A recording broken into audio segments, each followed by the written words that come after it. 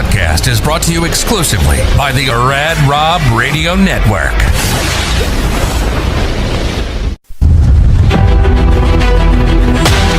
Imagine a place where mental health, resilience, sports, and the power to never give up all come together.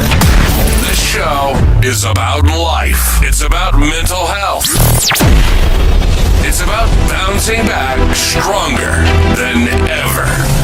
This is Reset and Rise to the Unbreakable with Amanda Moore.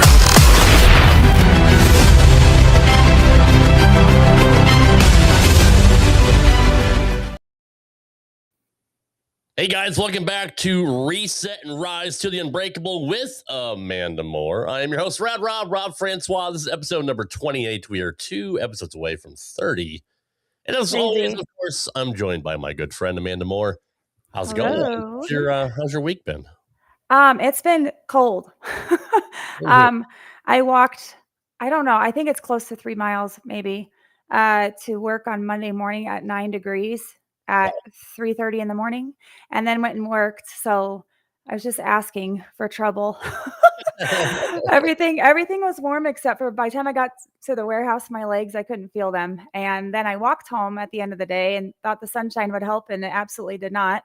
So it's just been cold here. I'm like, if it's going to be this cold, at least give us some snow. Right. But the positive part is for 2 weeks, we dealt with like this doom and gloom air stagnation, which literally we didn't see the sun for almost 2 weeks, it felt like. Yeah. So now at least we have some sunshine and clear skies, and it's been good. But other than that, just dealing with a lot of things at work that are a little bit stressful at the moment and causing me to lose it. But it's corporate America with in some aspects of my job. But other than that, I'm doing okay. I'm just blessed to still have a job and make my money to pay the bills and keep doing things I love to do, like bowling. So yeah, I saw you knocked out that new Widow Dynasty. How do you like that ball?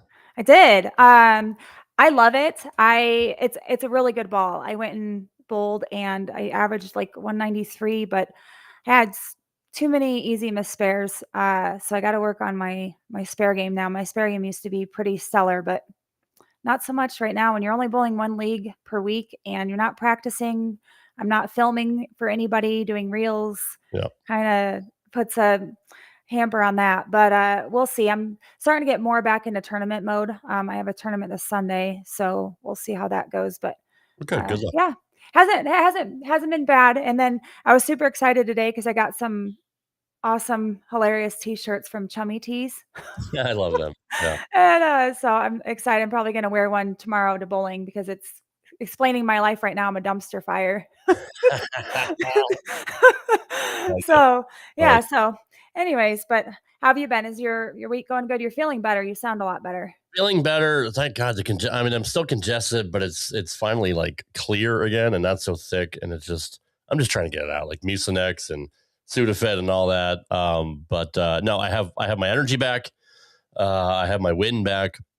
I'm getting through. I got like 3 more days of antibiotics to take. And hopefully that walking pneumonia should be gone. But yeah, we were expecting this major storm this weekend, and we got about 2 inches of snow on Saturday, and it rained all Saturday night, and it froze on Sunday. Thankfully, where we are in Murfreesboro, it's just southeast of Nashville, who got hammered. Absolutely. There's still about 300,000 people in Franklin, Davidson County that are out of power, Williamson County. Still, and it's 9 degrees right now. So prayers, honestly, thoughts and prayers. I know it's kind of cliche. Seriously, pray for the people who are without power right now because it's so cold. We have like warming shelters and stuff like that at high schools and places with generators where people can go get warmed up and recharge their phones and stuff. But it's brutal. And thankfully, knock on my fake wood here, it hasn't affected us. Yeah. So. That's good. Well, yeah, blessings and prayers to everybody that is affected by the storm. On a side note, I do want to bring something. I was headed to work this morning at 4:30 in the morning. Raising Cane's opened here. I've never eaten at a Raising Cane's. I don't know the hoopla behind it, but there were people, hundreds of people camping out, sitting out in camp chairs, camping out. I was in my warehouse for 15 minutes and my warehouse feels like a meat locker. Mhm. It's not thermostat controlled at all, temperature controlled, but I drove past them like, are these people insane? This Yeah. place doesn't open till like, I think it's like 10 or 11. Yep. They sat out there all night. The news crews were already there. And like, is it really that good? So I asked a lot of people today, is it really that good? They're like, it's literally just chicken strips and fries. But It they're literally, like, yes. it'll give Chick-fil-A that we have in town a run for its money for sure. And then we have In-N-Out coming in as well. And both of these places are put, in my opinion, in the most unorthodox spots ever for traffic. It's not going to help streamline traffic at all. I don't know what they're thinking, but So, uh, Raising Cane's was like that. I want to know what In-N-Out is going to be like. It's going to be off the charts. we got Raising Cane's last year, and Zaxby's is the big like chicken place here. And to me, their chicken actually has flavor. They marinate it overnight. Their sauce is really good. Cane's, their breading is lighter. It's really good chicken, but most people rely on their sauce. Their That's sauce. what I got told today. They said their sauce is what it's all about. If you grew up with it, that's one thing. Like, same with In-N-Out. We finally got we got several In-N-Outs here now that opened up in the last couple of months. Our In-N-Out here has literally the size of a football field staging area of a parking lot for their drive-through. And there's a wait time app that you can get to find out how long you're waiting in line, because it's typically still like 30, 45 minutes waiting in drive-through just to get your order. It is absolutely insane. Never. I'm sorry. No food is good enough for that kind of a wait for me. I got life to live. I hear you. So, well, anyways, on tonight's episode of Reset and Rise to Unbreakable, we're having a conversation that truly matters. So I'm honored to welcome Dan Gryner and Ashley Scott, the founders and driving forces behind Strikes Against Suicide Spare A Life LLC. Their motto, or what they live for with the Strikes Against Suicide Foundation, is through service, bowling, and lived experience, they've turned pain into purpose, creating safe spaces for our military and veterans to feel seen, supported, and reminded that their lives matter. This is a powerful reminder that sometimes saving lives starts with community, connection, and one simple moment at a time. So if no further ado, I'd like to welcome Dan and Ashley onto the show. There we go. Dan, hey, Ashley, guys. good evening. Thanks for joining us. We appreciate Good you. evening. Thank you. Hello. So I'll let whoever wants to answer this first. Strikes Against Suicide is such a powerful name. Can you share how this initiative was born and what moment made you realize this mission was necessary? I can. And I'll be blunt and honest with you. I was sitting at home and I was drinking a cold beer. And it was about the time I was transitioning to retirement. And I knew I wanted to continue to do something. And I didn't know what it was. Second beer in, it sprawled in my head what was always there for me, and it was bowling. And I was like, how can I relate something passionate to me about suicide prevention to bowling? Oh, wow, cool. Strike Against Suicide. So I wrote that down so I didn't forget. Another beer into me said, well, why would we want Strike Against Suicide? What's the purpose of it? To spare a life. So that's how it was born over a couple beers, sitting home thinking of it. And that's how the name become Strike Against Suicide, Spare a Life.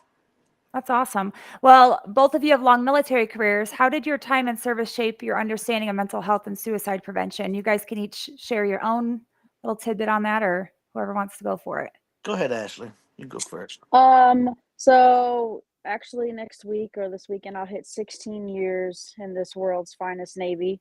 And although I haven't, gone on those big gray floaty things, they call those ships. I've served with enough people that have seen some things, have done some things, and when they come back home, they're not the same person that they were when they left.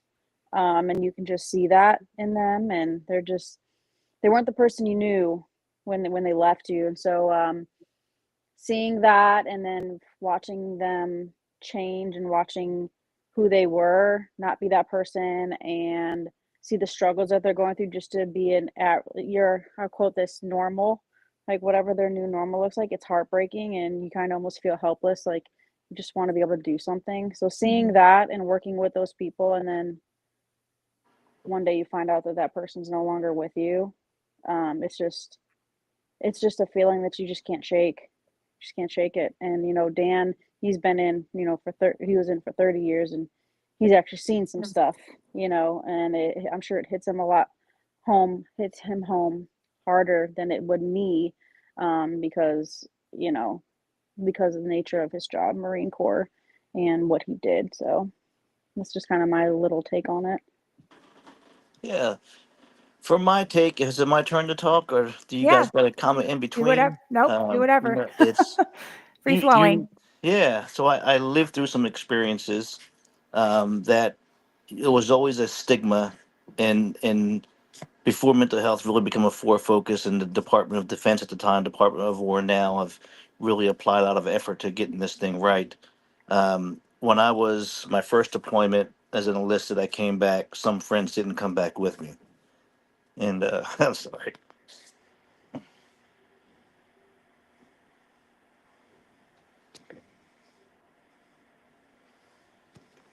All right, technical pause. I'm back.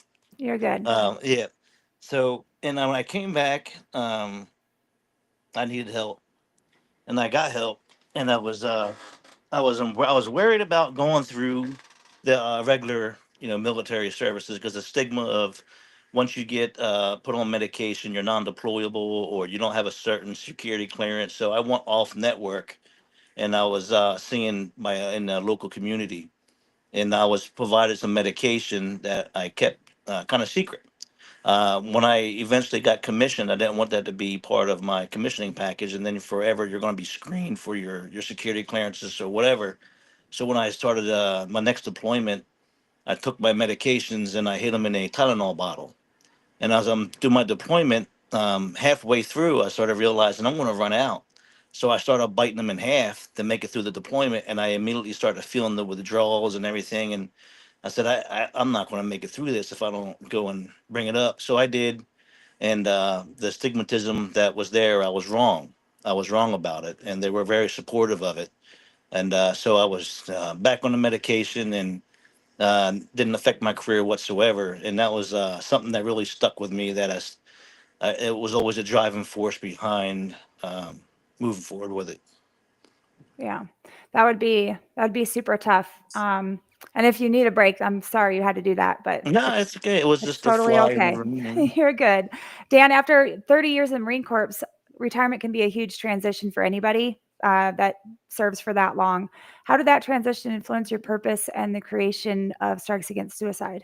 Yeah, it was. It was. I wanted to continue to serve. You know, going through it and knowing a lot of friends who continue to go through issues post retirement, and there was a lot of folks out there that we always discuss it and what can we always do to give back. And it was, I mean, honestly, it was thought of over a cold beer. It was by mistake this thing was born, and it was one of the best mistakes I've made in my life.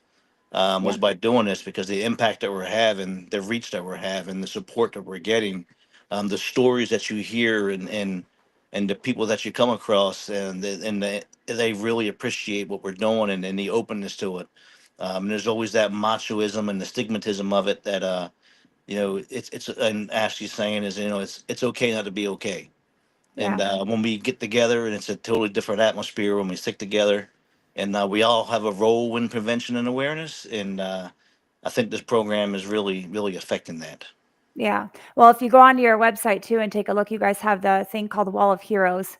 I kind of took a glance through that the other day, and you can just see the happiness and elation that you guys bring to people's lives that have served our country, that through bowling itself, and not just with the items that they're given through donations or through Strikes Against Suicide, but just being around like-minded people or being around an atmosphere that brings joy and something that's relatable to them. So kudos to you guys for all that you're doing as well. If you haven't checked out their website yet, you should. There's tons of merchandise on there that you can purchase. You can make donations. Like they said, everything that they do is via donations to Strikes Against Suicide. Ashley, you've personally experienced the loss of fellow sailors. What has that taught you about the importance of early intervention in safe spaces? Yeah, so I lost a peer some years ago, and um, it makes you realize that you need to learn to be comfortable being uncomfortable. Yeah. You have to learn to ask the hard questions. and not tiptoe around it. No one ever wants to have to be the person to ask the hard questions like, are you going to hurt yourself? Do you plan on hurting yourself? Are you having thoughts of suicide? Like, it's very hard to have those words come out your mouth because you want to tiptoe around those words, but there's literally no other way to ask it. Because if you don't ask it, you as a leader, you might regret not asking the hard words because something might happen, right? So I've learned to be intrusive, not so intrusive that I am like overbearing or that I'm in their personal life, so to speak, but intrusive enough and learning to know my sailors and my peers to know when something's a little off, right? So then you just start to have those conversations. But the biggest thing is learning to be comfortable being uncomfortable. And that can be applied to so many different things, whether it's just regular leadership or intrusive leadership where you're seeking to see if something's wrong with somebody, asking the hard questions. Well, and I think that goes too for just people in everyday life, and not just those that have served our country. Oftentimes when you can tell somebody's demeanor has changed or something is different about them, we absolutely always hear "I'm fine," or "It's okay," or nothing's different, and you can visibly tell something is different and they just don't want to open up. So learning how to create a safe space for somebody to be able to talk to and be open with you is very, very vital and important. But also, like you said, creating a space too where you're going to be a little bit more intrusive, and they may not like it at first and you may get some pushback, but at least they'll know that somebody's there to listen, and eventually maybe something will click with them. They'll remember the conversation and remember you're somebody that's a safe space to reach out to. There is such a stigma, which is something on this podcast that is near and dear to my heart because I've lost both my father and my sister to suicide. And like I told you before, my father was in the Navy. And I'm not really sure how much of serving in the Vietnam War had to do with PTSD and him committing suicide, or if it was other factors along with it. But at the end of the day, when someone feels alone enough that they feel they have no one to turn to and they take their own life, that is something that we need to end the stigma with that, because there's always someone there to listen. There always is someone that cares. But with me personally, myself, I've talked about on this podcast before, I had an episode myself where I almost took my own life last year, the year before last, sorry. And I literally was to the point I didn't think I had anybody. There was nobody to talk to. Nobody cared about me. I had no one in my life. I was emotionally distraught. I wasn't thinking clearly. And at that moment, if I would have had a conversation with somebody that I could have remembered, would have told me that they'd be there for me if I needed anything, and actually absolutely believe them, I probably wouldn't have gotten to the point that I did. And come to find out, I reached out to a person that would have been the last person I would have ever thought would have been there for me, and they were. So I owe my life to them for sure. And the people that I thought would be there for me, I couldn't even pick up the phone to call them. So in some way, shape, or form, the person I ended up calling at some point did create a safe enough space for me, whether it be that they worked in law enforcement or not, because they did. I don't know if that had a factor to do with it, but I think a lot of people I think what suicide prevention is misrepresented a lot of times. We talk about suicide prevention, but a lot of people don't act upon it to do the things necessary to prevent it. So that is why I'm such a firm believer. When I first found out about you guys, when you first came out, I told you before I'd bought a tumbler from you guys, and huge advocate for it. And I just love what your guys' message is spreading across bowling. You guys have several people that think what you guys are doing is phenomenal and amazing. So bowling to me is such a unique and unexpected avenue though for suicide prevention. So I wanted to ask you guys, why bowling, and what is it about that environment that helps people open up? Yeah. I can share one of the very first experiences we had when we started this program. I'm in a bowling center as we speak, and there's 32 lanes. I'm trying to set the picture here for you. And on the small end, little end, like lane 3, there was a young sailor that was bowling by himself. On the opposite spectrum of the lane, there was down lane 30 was another soldier bowling by themselves. And at the time, I won't mention the unit or the ship, but there was a investigation going on for some toxic leadership. There were several suicides. And this is what the very first week of the program of the idea. I walk out. I knew they were both in the Navy because you just tell by the way they dressed, and one of them had a shirt on that said Navy. I walk up to the first one and said, "Hey, buddy, you can have the best bowling ball in the world, but if you don't have a pair of shoes, that ball makes no difference." So he says, "Yeah, eventually I'll get a pair." So I handed him a pair, and I said, "Here, these are for you." After he told me the size, I kind of cheated. I knew a size from house shoes got numbers on the back of them. Um, and so he said, "No, I can't afford these right now." I said, "Nope." It's like they're on us. And this is the first person I had a conversation with. One of the very first pictures you'll see on our page. And he was ecstatic about having those shoes. And I was like, "Why are you bowling alone?" So then I get the other fellow and brought him down here. It's like, "You're bowling alone. You're bowling alone. Why?" It's like, shake hands, meet each other, change phone numbers. When you come bowling, this is where you bowl at. I'm always in the pro shop. We'll come out and we'll help you guys out and have a good time. So they both got a pair of shoes. And at the end, that's where the picture started. So I took a picture and I posted it on behalf of their service. Thank them. And here's a pair of shoes. Later that night, I get a messenger ring, and I answer it, and it was the mother of that one sailor that was from New York, and she said, "You posted a picture of my son." And at first, I thought I was getting scolded for doing that, and I was like, "No, ma'am, I got permission for me to post that." She says, "No, I'm not calling to scold you. I'm calling to thank you." I was like, "He's too embarrassed to admit it. That he's one that tried to commit suicide and failed." And every Wow. time my phone rings, I think that's the last time I'm going to hear from my son. Tonight he called me and he said, "Mom, some random man came up to me and gave me a pair of bowling shoes. And now I can't stop thinking about bowling. And I met a new buddy tonight." And she said that she's going to sleep comfortably for the first time in 2 years, knowing that she's going to get no phone calls tonight because her son, the tone of his voice, was a totally different place.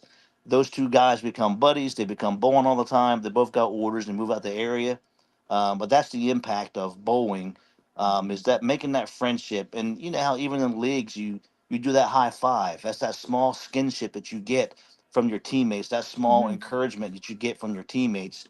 And it's just reassuring that you're there, you're socializing, you're getting that small physical skinship of that high five that could be the difference in making your day go to bed. And I think bowling's a very special sport or activity, whatever way you want to look at it. It's a um, sport. It's a it's a It's sport. a Thank sport. you. I argue that all the time. It's like if you're Yeah. born in a league, it's a sport. You're going to go play. It's a game. Okay, whatever. But I think it's a sport, and it's near and dear to me. I love it. And that's why I think bowling is so special. It just has a way of connecting people. It forces you together. It's you. How many times have you used both as bowlers? New to an area, go and you join a league when you ask you in your duty station and whatnot, and you're new to the center and you don't know nobody. yep. Then you hop on a team, and now you got people with you for the next 36 weeks that you get acquainted with. Now's your friends for the rest of your life. Right. Yeah. And that's why I think bowling is so special and how this program really relates and how it ties into it so well.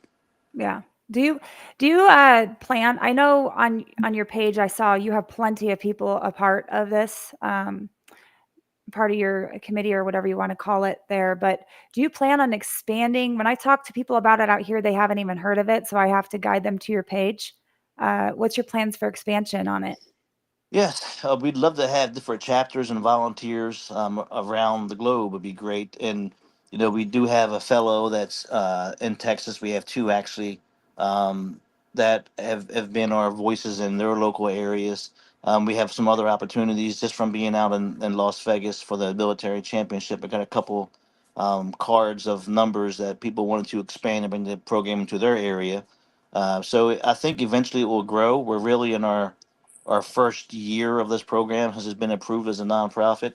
And as we mature and we go through and we're learning, this is something that we don't know what we're doing with. We're trying to do right. We're trying to do good. We're being ethical. We want to be as visible as possible. And I think if we continue that, because a lot of people get bad taste in their mouth when they hear a nonprofit and where's their money going. And I'm open kimono. You want to see what the numbers? I'm going to show them to you, and that's because we don't hide behind them. We know every penny we get back to the program. So I want to grow. I think I got a 5-year roadmap that we built on this thing.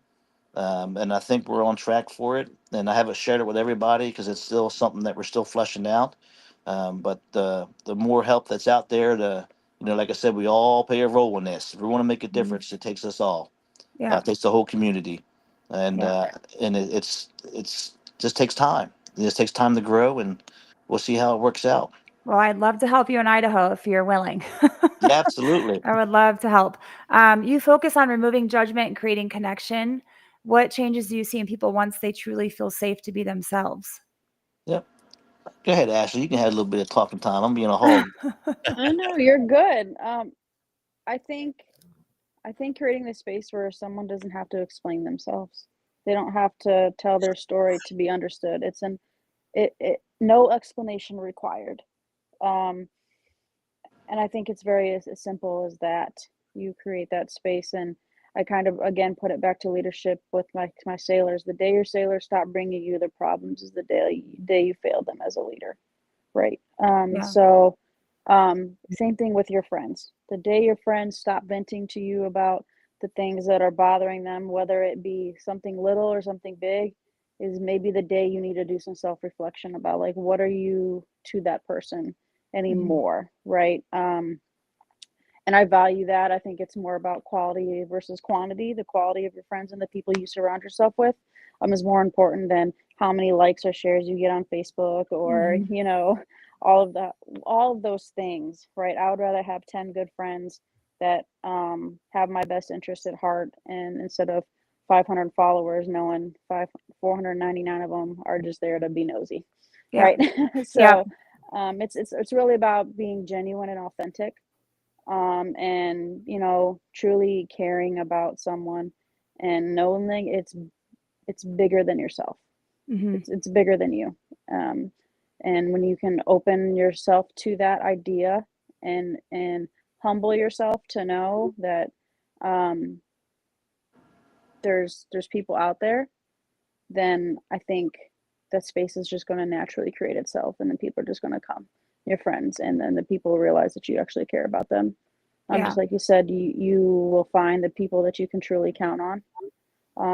And in your times of need, no matter what it is, you find the true colors of people when you really need somebody.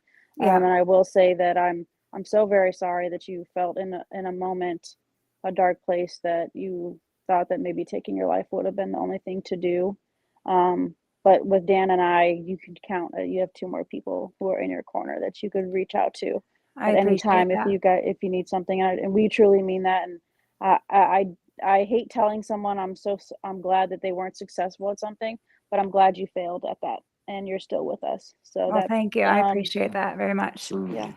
Yeah. I will say, like, I've had conversations with people like that before. I have a couple of genuine people in my life that I know now. They'll be there if I need them. If I call them rain or shine or midnight or noon. Mhm. But yeah, like it goes with social media. We hear all these things all the time about, if you need anything, let me know. I'll be there for you, or reach out if you need something. I think that's the worst phrase ever. Reach out if you need something. Yeah. When I say that, when I stop myself and I say that on people's stuff, reach out if you need anything, or let me know how you're doing, or I care about you. I actually take the time to actually send them a private message and ask them, how are you really doing? Yeah. Because either a lot of times people are sending a subliminal message through their message that they're sharing online, or they are trying to depict a picture of something that is not them. Yeah. Sometimes you can read through the lines, and if you can and you know them well enough, it's just best to not leave a message like that for everyone to see, but send them a private message, and that way they know you actually care. I found that to be Yeah. a little bit more rewarding than just doing what everybody else says, putting Yeah. things up in the air and just leaving it at that. So So, many people want to do big boy stuff until it's actually time to do the big boy stuff, yeah, right? You yeah, you speak a good game, but when it's time to actually put that game in action, people yeah, are like, "Oh crap, this is for real." Like, yeah, yeah, but stand on business. Like, if yeah, you say you're going to do something, when it's time to do that, be ready to do what you're going to say. Otherwise, like, your words are falling on deaf ears. Like, action speaks so much louder than words on a keyboard. yep, for sure, for sure. So, I wanted to point out something else as well for service members or veterans listening who may be struggling silently. whether they're listening now or listen at a later date, what would you want them to hear right now?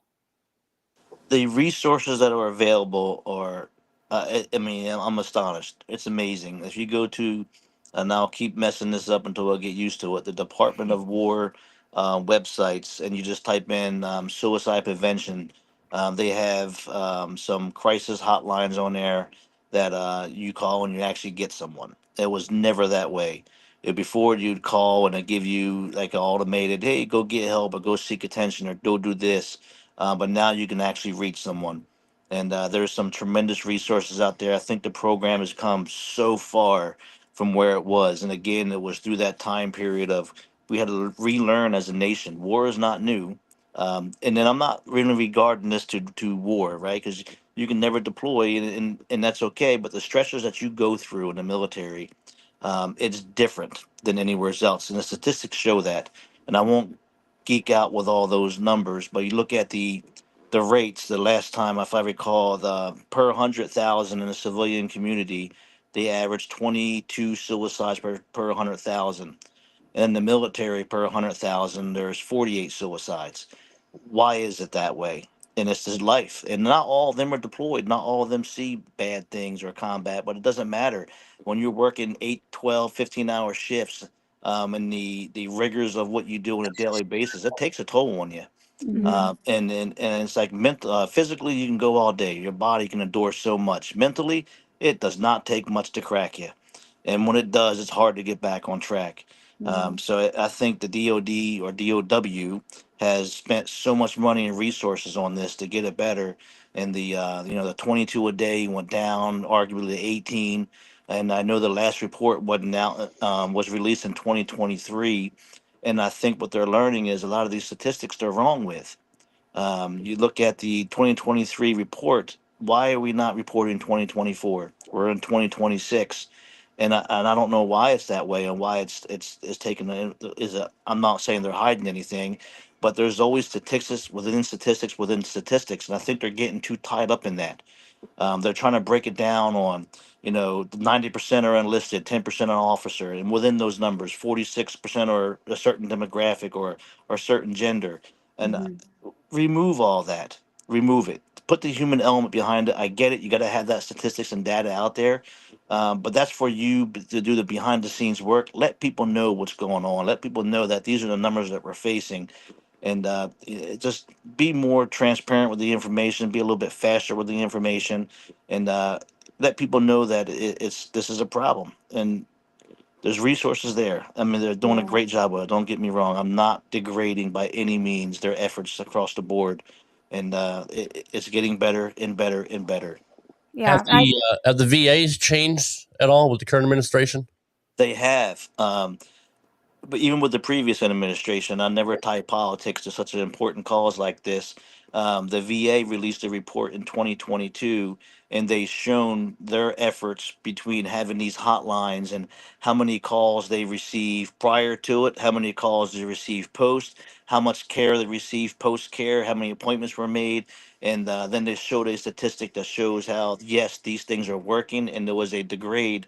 And for some reason, from 2022 to 23 and 23, there was a slight spike. But we don't know the cause of it. I don't think they never will. And I'm still looking for the seeing the reports from 24 and 25. But I think just from my time, from when you're young and your younger days, you never pay attention to it. You're a guy or gal stuck in a movie theater where you're getting a PowerPoint presentation, or you're stuck online giving a click the box, keep clicking, and put a check in the box for suicide prevention, to where now the units and across the board they're actually doing stand downs and they're actually getting after this problem, versus doing the paper check in the block game. So it didn't work, but whatever we're doing now, it is working. Still got work to go. We got a long way to go. Problem's not resolved. We're still battling this, but there has been significant improvement from the different administrations that I served under proudly. Every one of them have moved the football closer to the goal line, to helping to combat this problem. Good. Yeah. Right. Yeah. Yeah. Well, and I want to bring something up too, like, so just on a personal level, again, when you said checking the boxes, and that triggered something in me to bring up the fact of when I was having suicide ideations and thinking about taking that route. I ended up being forced to go to my doctor that day on emergency call. And they give you this tablet at the hospital and you answer all these questions, and the questions aren't black and white. They literally try to confuse you on how you're feeling. And then you're scared to answer them because you are scared to be put in a padded room for 72 hours or sent off to a care facility. So then you catch yourself lying because you don't want to do that. I think the tablet thing and the checking the boxes is so astronomically dumb. Yes. It is dumb. I had to do it for almost a year, every doctor visit, and everybody in that waiting room knows exactly what you're doing because there's no context. nobody else gets that tablet. But Yeah. people that are there to be seen for their mental health, even if you're going to your general practitioner, everybody knows what that tablet is for. I worked in the medical field, and you can see the embarrassment on people's faces when the receptionist hands you a tablet and says, "Here, this is for you to fill out before you go see your doctor." And it's not your general paper and pen, it's on a electric tablet. So I found myself not getting to the realistic point of talking to my doctor with full honesty and integrity until I was actually in the doctor's office room with him, crying and pleading, "Please don't tell anybody this. I don't want to be locked up in a pad room. I don't want to go to care facility. This is just how I'm feeling at the moment. Doesn't mean this is how I feel all the time." So I'm always a big proponent on saying to people, it's not a bad life. It's just a bad day. You had a bad day today, but it's not a bad life. Tomorrow could be different. It could be better. A better opportunity can come your way, or something else could happen. I'm a firm believer in everything happens for a reason. I firmly do believe that I went through that episode to make myself a better human being, to better understand mental health, to better support and help other people get through struggles, and eventually lead me to this podcast, which suicide prevention is something, obviously, along with bowling, that I'm very, very passionate about. So when you take what you guys have, which is preventing suicide, along with bowling, I couldn't ask for any two better people to have on the show, to be honest with you. I was so stoked to have you guys on here. But I just wanted to know how can civilians, families, and communities support suicide prevention efforts, even if they've never served? Go ahead, Ashley. You can start. I don't know if you were going to start before I blab again. Yeah, I wanted to do make a comment about like any of our fellow people wearing a uniform if they're watching this or they come back and watch this. My charge to you all is to remember that this uniform comes off one day. We hang it up, and then sadly as it is, the military is going to forget who you were. That's just the cold reality of it. If I were to die today, I would have a replacement before my seat would get cold. That's being very straightforward and blunt. That's how I am. Straight shooter, no chaser, like that it is. But with that being said, be a genuinely good person. It costs nothing to be a good person. And it doesn't take extra effort on your day as a leader, as a person, to treat people with dignity and respect. Be a genuinely good person. And I challenge every leader, every sailor soldier, sailor, airman, Marine that sees this video. I charge you to be a good person to your counterparts. And if someone comes to you that they're struggling, listen to them. Listen to them and get them the help that they need, and don't deny your people under your charge. Don't deny them the opportunity to seek help. And if they're not getting the help they need, you need to fight for them, be an advocate for them, because sometimes they're not in a position to be an advocate for themselves. So you might have to be that person. On the lighter note, for people who want to support, like you mentioned, we run this nonprofit with our own pockets, and with the support of purchasing merchandise. On our website, you see it. It started out with a bottle of ball cleaner, friction addiction, and now it's evolved to ball chamois, to coasters, to mouse pads, to jerseys, to hoodies, to tumblers, you name it. And all of those proceeds go towards purchasing the bowling balls, the bowling shoes, and the time on the lanes for America's warfighter.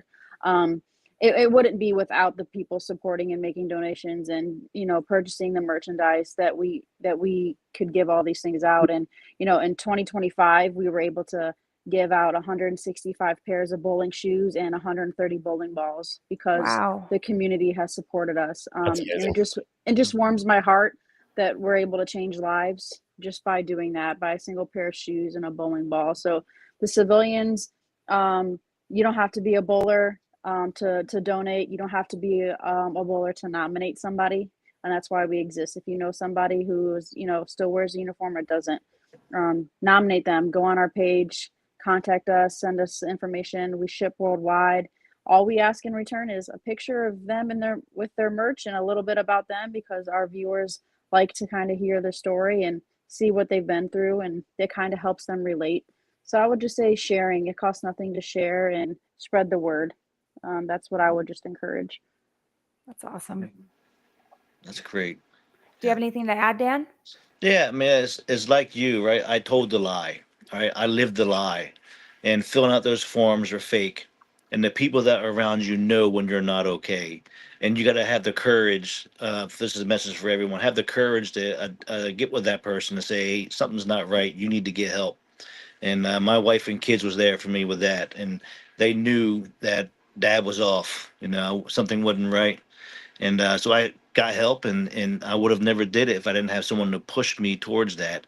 But my behavior was erratic. It was very poor. I made some poor decisions, some decisions that hurt other people, and it wasn't. It was not my heart. It was my head.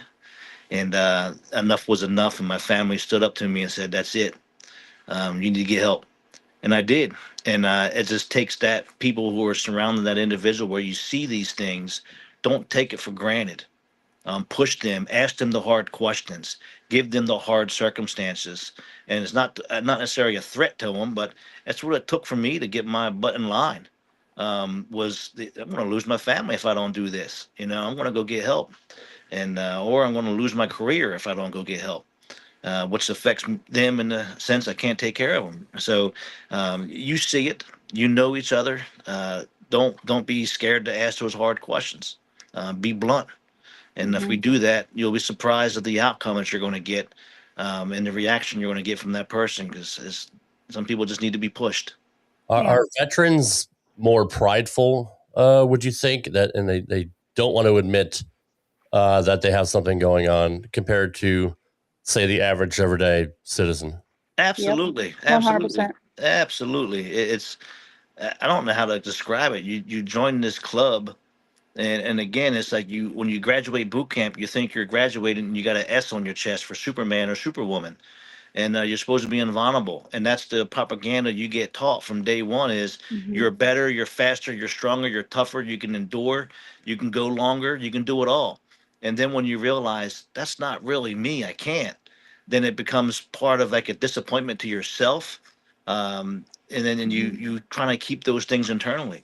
And I'm speaking for myself. I'm sure a lot of people out there probably understand that. That yeah, we just carry that burden of we're taught from day one to be that person, and when you can't be that person, that little crack in your armor, it can be patched up, and it's okay. It can be patched up, and you can be stronger and better than ever and still continue to do that mission that you're expected to do, with the right help and get back on track. So Yeah. What does success look like for Strikes Against Suicide? Is it numbers for you, or is it something deeper than that? for me, if we save one life, we did our job. I've been saying that since day one. Obviously, we want to have a bigger impact than that, and we see it during the events that we do.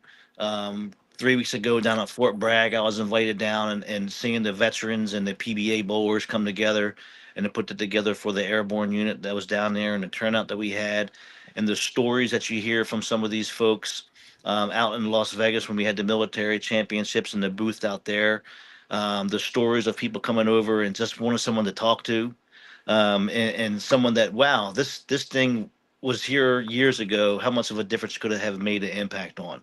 And we don't know. We never will know. And again, it's that statistic within a statistic within a statistic. But we just continue to spread the word. We share prevention. We share awareness, and let everybody know you're not alone. you're never alone. You can have no friends and no family, be the only person left in this world or in your circle. But if you get on that website, there's a number for you to call. You send us a message. I can't respond to a million people, but trust me, I get phone calls in the middle of the night of people I don't know. And I'm not a doctor. I'm not a psychologist. I am not a therapist. I am just an old battle wagon, beat down Marine that is a good ear to listen to. And I do my best to help out as much as I can. And as does Ashley does and everybody else on this board, we got a great team of folks of the board of directors that put this thing together and help us every day. But yeah, so I guess the long story short is this awareness, prevention, and do what we can do to save lives. Yeah. Yeah, Well, I think from Ashley's my point of view, success for this organization to me sounds like when someone thinks of a cause that helps military with mental health, I want them to think of us first.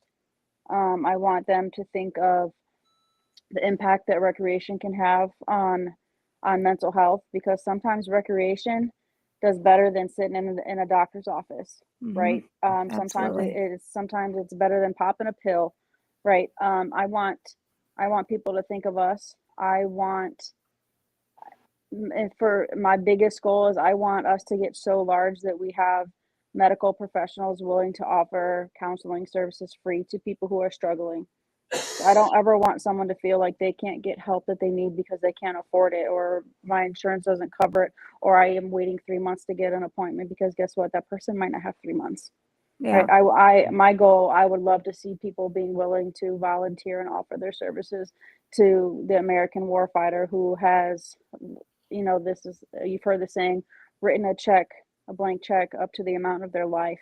Yeah. So people who can be at home, who don't serve, can sleep peacefully at night. That's what I would love to see for our organization, is to see people think of us first and know that we are making a difference by a pair of shoes and a ball and maybe just a messenger chat, that we actually do care about people. That's what I would love to see for us growing bigger. And it's never about money. And I know Dan can agree that it's never been about money. It's Never. always been about keeping somebody on this earth one more day. And that is very clear on your guys' website that you guys do actually care and are trying to make a difference. Like I said, if you guys offered it to me, but if you guys ever need anything, please reach out to me. And I would actually love, while we're sitting here talking, I'm thinking of bowling alley owners or general managers I know that would probably be more than willing to put on a tournament and proceeds for your guys' foundation. There's several tournaments I bowl out here that I know plenty of veterans that take part in them. So I would like We to love get it. active with something like that to get the name out here a little bit more as well. So I'll make sure to reach out. I'll reach out to you, Dan or Ashley, and talk to you about that kind of an idea. I think that would be something great to do once league season is done and people don't have much to do in the summer and they're itching to bowl. Yeah, and Probably get I something love together that, and for you. I love that, and we get a lot of requests. Dan might not say it, but I'll say it out loud. We do get a lot of requests, but I will caveat this: like, we want your support. We want you to support our organization, but just know that there's not like a monetary what's in it for me. I'm just like straightforward. We get so many requests, but then people say, "Well, what's my kickback?" Well, guess what, friend? You supported a cause, you helped save someone's life, and guess what? You might have gotten word of mouth advertising marketing for your bowling center or your pro shop or something like that. That's the what's in it for you. It's pride in knowing you're making a difference. That's why we say it's never about money. So if you're doing it for the money as a bowling alley owner, a GM, you're in it for the wrong reason. And we don't do that for the money. We run this organization out of our own pockets. We don't have grants. We're not that fortunate yet, but we're so young in our infancy. And hey, if anyone's out there has awesome ways and education and courses to teach us how to get grants, please send us the information, because we want to do that. We want to grow bigger. And like I said, we want our name to be a staple, a household name that you'll never forget. That's right. And when it comes back to like the donations we get and everything, as I said, I'm an open book on this. I say open kimono. It's a Japanese term, but an open book is, for example, a chamois costs us an average of $11 to make. For a donation of 20, you get a chamois. That $11 goes back to restocking that chamois. That $9 goes back into that pot, to where when we receive nominations, we can give out bowling balls and shoes or whatever. And if you can imagine, user bowlers, you know how much a bowling ball costs. So it takes us 10 to 15 chamois in order for us to generate enough to get the cost of one ball. And so it adds up. So we know it's there's that stigma out there with nonprofits, but I say again, we don't make a single penny for doing this. And I would never ever entertain anyone out there who's looking to benefit from this. This is for those American warfighters, men and women that donated their lives, so to say, gave their lives in order for us to be in the position that we're in today. And some of them walk away with baggage that it's hard to overcome. And we're doing our best to help with that, and this is the means and mechanisms we do it. And so far, it's been proven to be successful. It's a grind. It's a grind, and we get lots of volunteers to help us out, to stand the booth, stand the tables, and attend different events. And we're not giving up on it. We're gonna keep going full speed ahead, and we're gonna just continue to grow. Yeah, I do have a question on I used to be staffed with Bolify, and they're bugging me. Todd McGill has been about coming back on staff because I was platinum level and I couldn't keep up with it. There's too many things going on. I didn't have the time or dedication that it deserves as a company. When it comes to jersey companies, I know with Bolify, I was able to get the Strikes Against Suicide logo on a jersey. Are you guys currently working with certain jersey companies or all jersey companies, or is it just kind of one of those things if somebody reaches out and wants the logo on their jersey that they then have to get in contact with you? Or can you give us a little bit more insight into that? Do you want me to answer this one, Dan? Yeah, go for it. Okay, so I get this a lot because I too am on staff with Volify, and that's how I met you. Yep. And so all of our jerseys, I have gone and had Volify recreate them, and I get so many compliments. Hey, can we get this? Blah blah. And it breaks my heart to tell people no, that you cannot have my exact jersey and my skirt that Volify custom made because, it's a controlled logo for us, right? We don't just say, here, everybody in the world, go and create your own designs with our logo. Here, you can put a single logo on your jersey, right? But you can't. We don't just offer our whole entire design for somebody. Bolify does have our logo. I think Coolwick might have our logo as well. So if people reach out, like Crystal Elliott, she, PWBA, she wears our logo on her sleeve, which is really awesome. Trevor Roberts wears our logo. Ron Hurt, he's out. He's on Global. He's an Air Force bowler. He's an amazing bowler. He actually just reached out to have our logo. So yes, short answer, yes, we will let companies have our logo. It's probably just going to be that one that you showed on the screen, the original orange one. But we ask that you just use a single logo and don't try and create like your own designs, because at the end of the day, the big companies get money off of that. That's just kind of my take. We would rather you purchase one of our jerseys and then have your branded logo or whatever put on that jersey. Or if we don't buy one of your patches and put them on ourselves. Right, exactly. So that's just kind of like my take on that.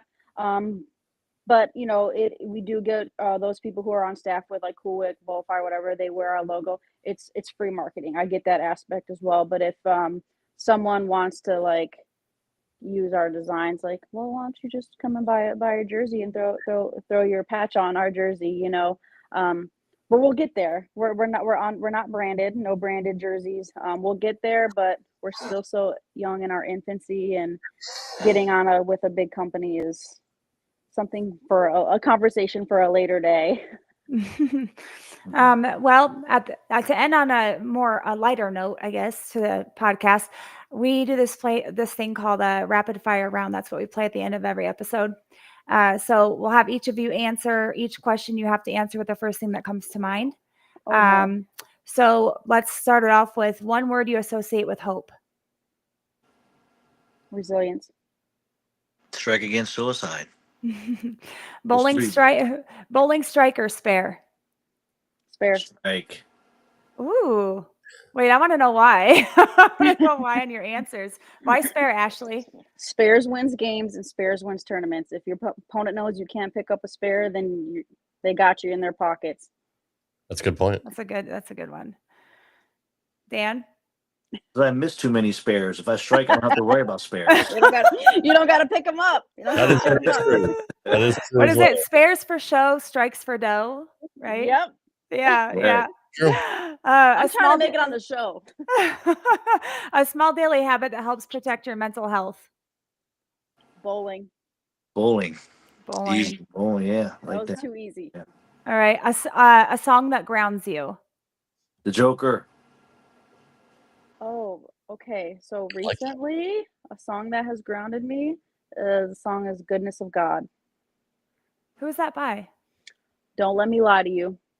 I'm terrible with artists, but I can send it to you, but I can't Okay. listen to it without crying. So Okay. it's my song. Send it to me. I'll put it Yes, on my ma'am. Spotify playlist. For sure. One thing people would be surprised to know about you. I have hair. You got me beat. One I thing don't. people surprised to know about me. I'm actually nice. I just have RBF. Yeah, I can say the same. I get a lot. I'm like, it's just my face. I don't know what to It's tell just my you. I can't face. be I was smiling born all this the way. time for you not to Yes. think I'm mad. I Can't was see born your this face. way. Okay, what keeps you going on the hard days? Family. Knowing that it's bigger than myself.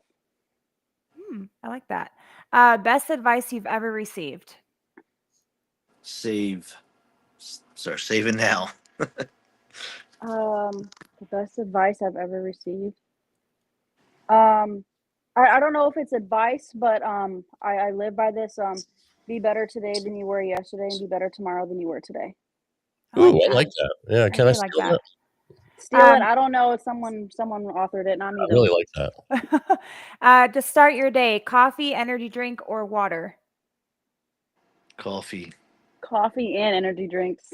Ooh, she's a she's gamer. spicy. Yeah, girl. Favorite food? Chicken wings. Buffalo chicken and mac and cheese. Yes. Yes. Thank you. What's your favorite sport besides bowling? Football. Ooh, softball. Okay, Dan, who's your favorite football team? The best there is. Detroit Lions. Oh, Lord. Well, my Seattle Seahawks are going to the Super Bowl. I haven't watched really any football this year, but I'm still a Seattle football fan and diehard Mariners fan. So Go Pats. yeah, go Pats. Great. Rob, you and I are going to have issues, I have a feeling. Well, next week is coming. I'm just saying. Beach or mountains? Mountains. Beach. Beach. And also, I want to say congratulations to Ashley's engaged and getting married soon. Oh, congratulations. Yeah. When's the date of the wedding? April 24th, 2027. Yay. Fun story. It's almost 2 years to the day that I commissioned in the Navy. So that's why we did that. That's awesome. That's awesome. I'm so happy for you. Well, we're going to finish off rapid fire with one last question. Finish this sentence. Life is worth living because? Family. Because of my why. I like that answer. Ashley's just chock full of good answers tonight. So are you, Dan, but Ashley's got it going on over here. She studied or something. No, Ashley's a really good, she's a peach. She's a doll. So I want to thank you guys both for being on the podcast tonight and being so open and vulnerable with us about some of your own personal stories. Chuck Richie's bowling with Dan this weekend, huh, Ashley? Shout out to Chuck. Chuck Richie is one of my favoriteest people. He is amazing. You know I got to what? have him on the show, actually. You know what? Actually, that. Amanda, what I need to do is I need to send you my personal coin for having me on the show. Chuck has one of mine from like my OG days, like a wooden pog is what it was. And now I leveled up and got an actual metal coin. So if you send me your address, I'll send you my coin. I will. I'm still waiting to win one of Chuck Richie's signed thumb tape pieces. Chuck, get her a signed thumb tape. Seriously, man, it's tape. Stop being cheap. Dying over here. I'll donate you a piece of tape, Chuck. Don't be cheap. That's funny. Well, I want to thank you guys both for coming on the podcast and sharing what everything is about when it comes to strikes against suicide. Chuck, He's right. He's boring. Yeah, but continue doing everything that you guys are doing to make a difference, not just in the bowling community, but in the lives of those that have served our blessed country of the US of A. And I want to thank you both for your service, for everything that you're doing, your dedication to those that have served, and the difference that you're making in people's lives. And Dan, the story that you told earlier, I don't know if people could tell or not. I was trying not to, but the story you told about the young man earlier with the shoes brought me to tears. So that was I like that you shared that story. It was very humbling and introspective. So thank you both very much. And I'll be in touch with you guys about trying to get something going on out here in Idaho for you as well, to bring some more awareness in our state. And keep in touch, and we'll have you on the show again, maybe at some point in time when you guys are growing a little bit bigger, and bring you on again to show the growth that you guys have made. Yeah. Thank you so much for having us. We appreciate it. No problem. Absolutely. Thank you. Have a good night. See you guys. Take care. Bye-bye. Yeah, good stuff as always, Amanda. I know, that was so good. And it's just amazing to me on how they've incorporated suicide prevention with bowling. You never would think that something like those two would be brought together. I don't know, maybe I could be wrong, that there's other sports out there that do that, but I think it's the most, at least I've always said this on Straight Up Five, like it's the everyman sport, right? Like it's blue collar. Yeah. I know a lot of families are getting priced out now, but I mean, it's just, it's the most participated recreational activity or sport there is. So what better way to bring people together with just, especially leagues like Dan was saying, with, you know, just the camaraderie of your teammates and all that. Like, I mean, it's how I met my very best friend in the whole world. I've been best friends with almost 40 years now, was through bowling. Like the greatest people in the world I've met have been through the sport. And it's just, you don't get that in like the other professional, you know, sports, because it's so hard to get into the other ones, right? Like anybody can bowl. Even if you're not good at it, just go out and have a couple beers and have, you know, just make some new friends. So I love the fact that that they incorporated the two.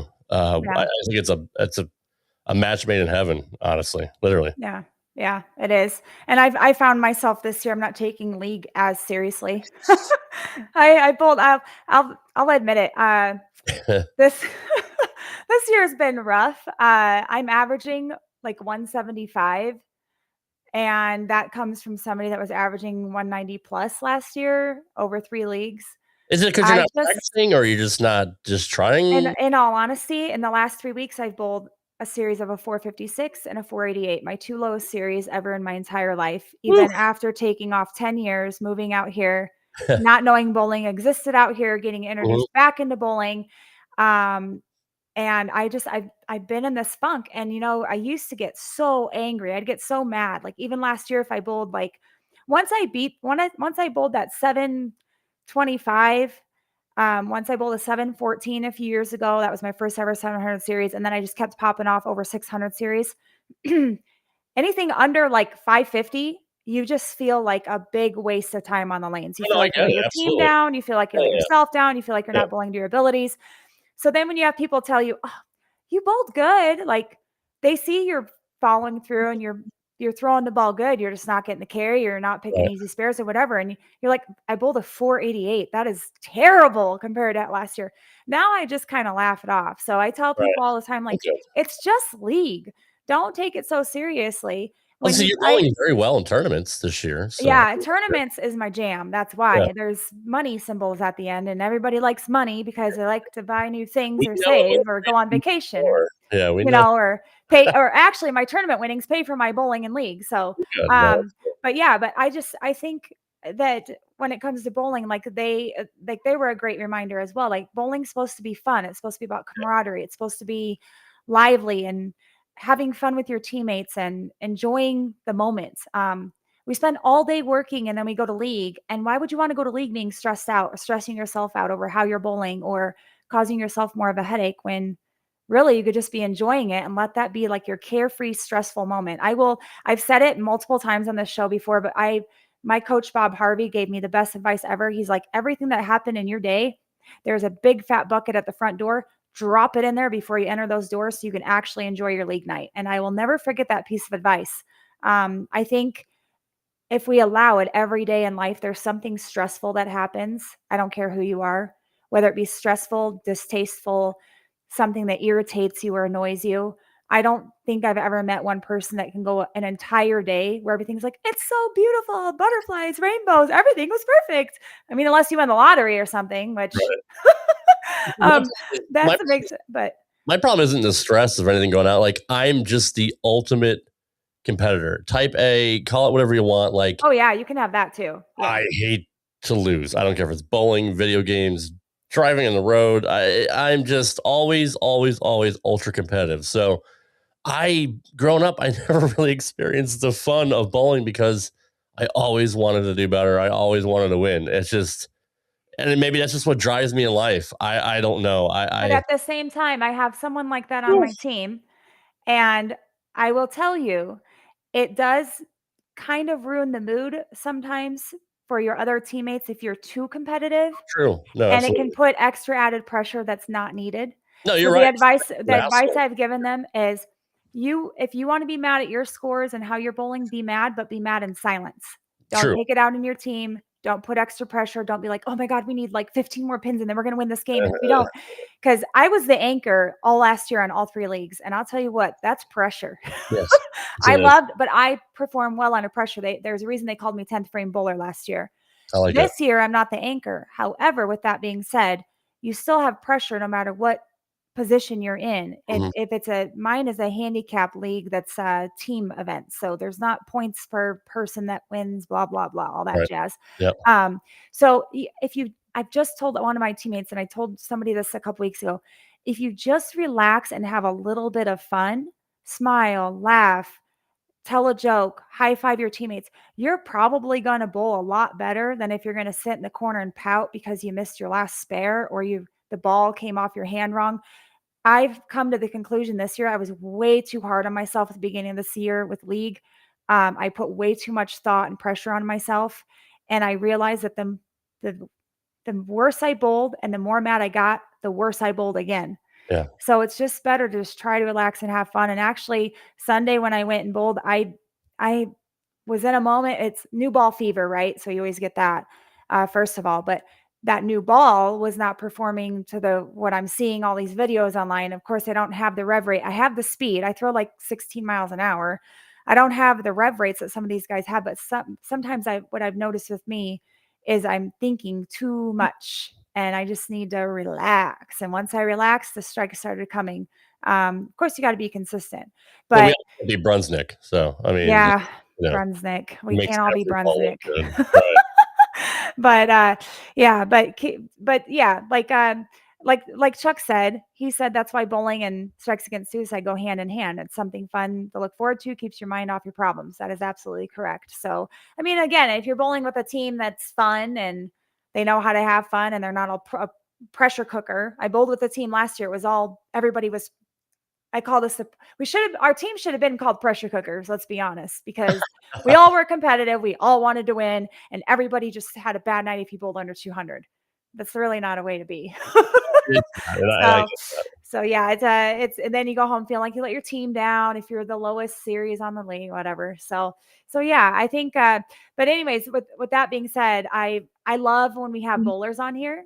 Yep. I love when we have foundations and veterans on here, but when you put all 3 of those together with this, all 3 of them together with what we just had on here tonight, that's really heartwarming and actually gives me hope for the sport, because everyone keeps saying the sport of bowling is dying and the sport of bowling is changing. And I think it's just getting started.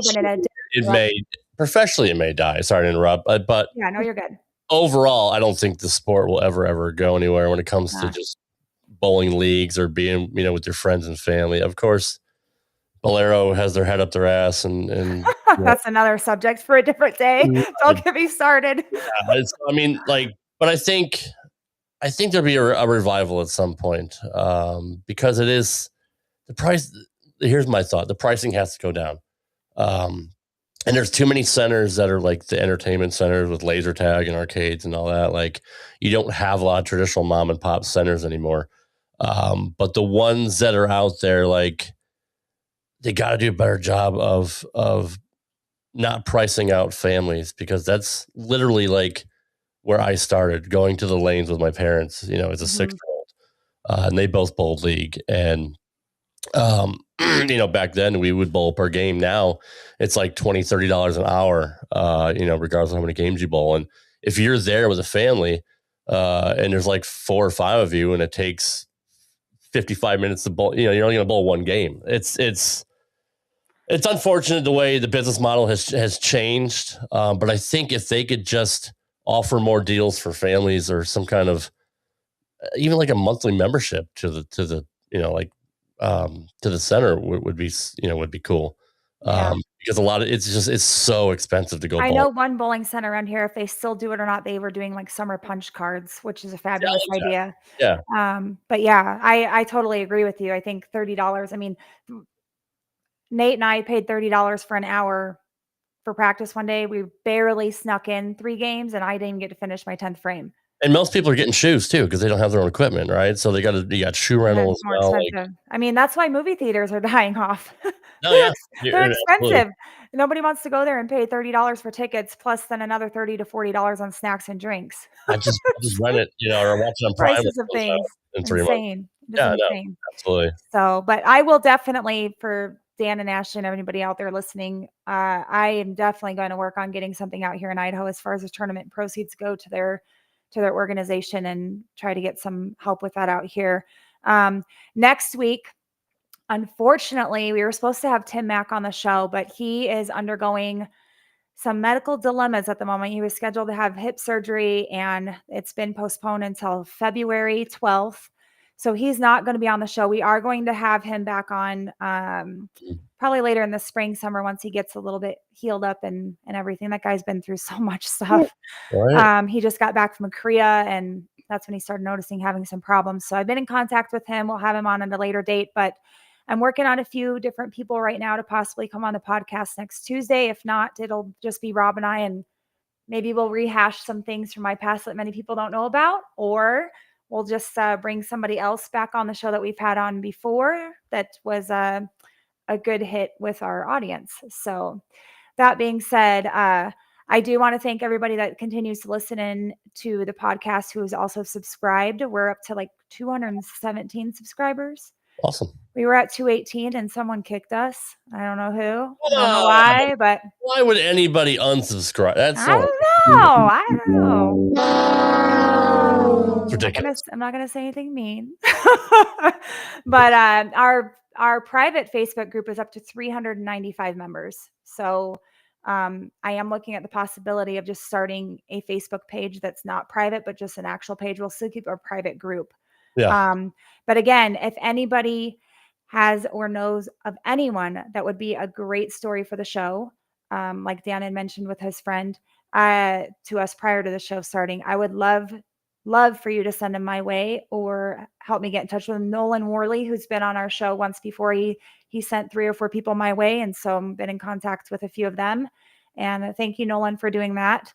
But again, we are found on TikTok, Instagram. Rob, did you start a Threads page? Not yet, but I can. Okay. I'll get on that. We'll be on Threads. And then we're obviously on YouTube. This episode will be available for restream directly following the on-air version that we're doing right now. And the audio version will be available on Thursday on all 14 platforms that are available, such as, Rob, Apple Music. I'm sorry, I was searching Danny White. We're on iTunes, Spotify, FeedSpot, Spotify, iHeartRadio. There you go.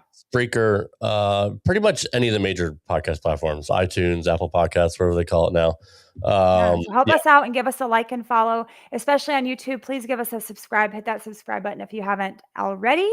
Other than that, I want to thank you all for tuning in and listening in on with our guests tonight, and anybody that was in the live chat. I appreciate that as well. So we'll see you all again next week at the same awesome place, but the same awful time, because I say that. Someone asked me why I say that. I said, because it's bowling season.